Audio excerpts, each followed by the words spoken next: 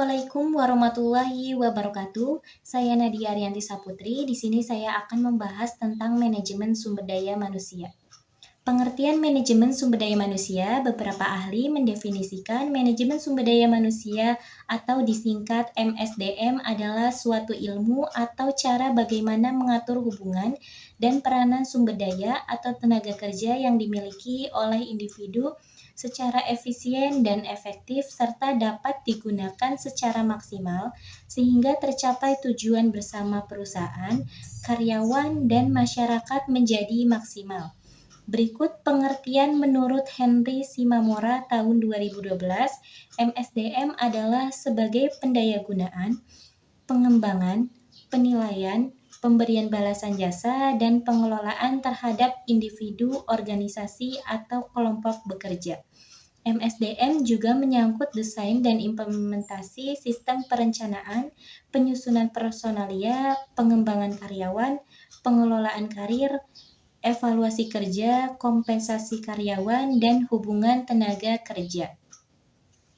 Tujuan manajemen sumber daya manusia.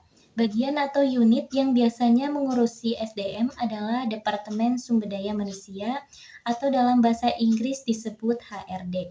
Menurut A.F. Stoner, tahun 2006, manajemen sumber daya manusia adalah suatu prosedur yang berkelanjutan yang bertujuan untuk memasok suatu organisasi atau perusahaan dengan orang-orang yang tepat untuk ditempatkan pada posisi dan jabatan yang tepat pada saat organisasi memerlukannya. Tantangan manajemen sumber daya manusia. Menurut Edi Sutrisno, tahun 2012, kesulitannya adalah bagaimana menciptakan organisasi yang semakin beragam dan menuntut pengelolaan yang semakin efisien, efektif, dan produktif.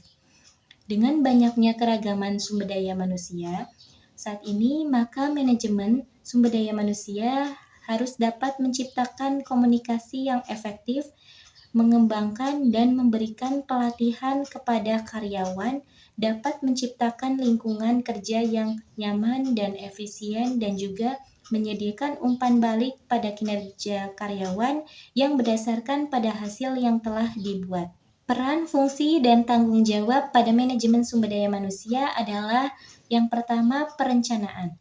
Ada dua faktor yang perlu diperhatikan dalam melakukan persiapan, yaitu yang pertama faktor internal, seperti jumlah kebutuhan karyawan baru, struktur organisasi, departemen yang ada, dan lain-lain. Yang kedua, faktor eksternal, seperti hukum ketenagakerjaan, kondisi pasar tenaga kerja, dan lain sebagainya. Yang kedua, rekrutmen dan seleksi. Rekrutmen tenaga kerja adalah suatu proses untuk mencari calon pegawai, karyawan, buruh, manajer, atau tenaga kerja baru untuk memenuhi kebutuhan sumber daya manusia pada organisasi atau perusahaan.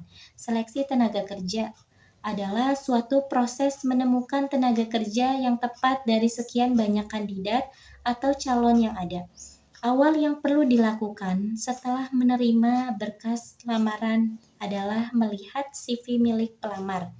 Kemudian dari CV pelamar dilakukan penyortiran antara pelamar yang akan dipanggil dengan gagal yang memenuhi standar suatu pekerjaan.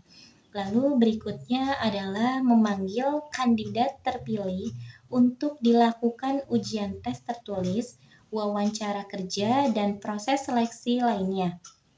Yang ketiga, pelatihan, pengembangan, dan penilaian prestasi. Kenapa karyawan perlu dilatih dan dikembangkan? Kapan dilatih dan dikembangkannya? Dari mulai direkrut, dan setelah direkrut dari perusahaan diterima, perlu dilatih atau disebut dengan masa orientasi, dan setelah bekerja pun tetap perlu dilatih sampai pensiun nanti, agar karyawan bisa meningkatkan kompetensinya. Yang keempat, memberikan kompensasi dan proteksi pada pegawai. Kompensasi adalah imbalan atas kontribusi kerja pegawai secara teratur dari organisasi atau perusahaan.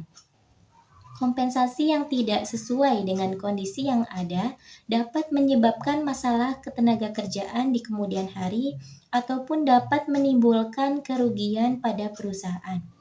Proteksi juga perlu diberikan kepada pekerja agar dapat melaksanakan pekerjaannya dengan tenang, sehingga kinerja dan kontribusi pekerja tersebut dapat tetap maksimal dari waktu ke waktu. Yang kelima, promosi, pemindahan, dan pemisahan. Promosi adalah sebuah jenis transfer yang meliputi penugasan kembali seorang pegawai pada sebuah posisi yang kemungkinan diberikan pembayaran yang lebih tinggi dan tanggung jawab, hak, kesempatan yang lebih besar. Demosisi, kadang-kadang disebut transfer ke bawah, adalah sebuah jenis transfer meliputi pemotongan pembayaran, hak, dan kesempatan. Pemisahan disebut juga pemberhentian, adalah perpindahan sementara, umumnya adalah untuk mengurangi kelebihan beban biaya tenaga kerja dan permasalahan keuangan perusahaan. Dan yang kedua adalah terminasi. Terminasi adalah pemisahan pegawai dari organisasi atas inisiatif organisasi atau kemauan pegawainya sendiri. Dan yang ketiga, pengunduran diri adalah pemisahan pegawai yang telah menyelesaikan masa kerja maksimal dari organisasi atau umumnya dikenal dengan istilah pensiun. Hidup sendirian tanpa kekasih. Cukup sekian dan terima kasih. Wassalamualaikum warahmatullahi wabarakatuh.